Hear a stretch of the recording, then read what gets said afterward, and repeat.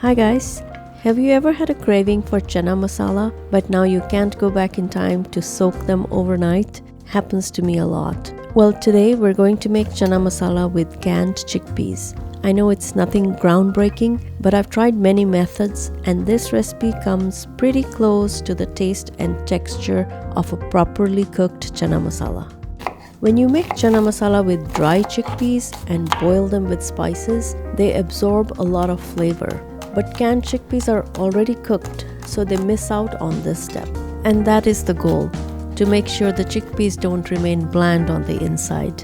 So let's start by heating 3 tablespoons oil, medium-high heat. Add cumin seeds, dried red chilies, whole cloves, peppercorns, and cardamom pods. Cook for about a minute until cumin starts to brown. Add finely chopped ginger, cook for 30 seconds and add chopped onions and green chilies.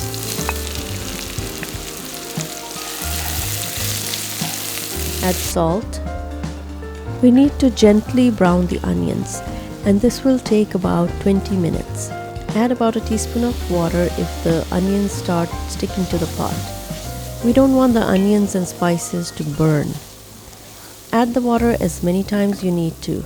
I've added it about 5 or 6 times. Cook until it's properly browned like this. Lower the heat and add the powder spices. Amchur, this is dry mango powder. Anardana powder, this is pomegranate powder. These add tartness to the chana masala. You can use lemon juice at the end if you don't have these ingredients. Roasted cumin powder, just dry roast cumin seeds and grind. Turmeric and garam masala. Cook for 30 seconds and add cayenne, black pepper, and 1.5 cups water. Drain and rinse 2 cans of chickpeas. Take about half cup out and mash them with a fork. This will thicken the gravy. Add to the pot and bring to a simmer.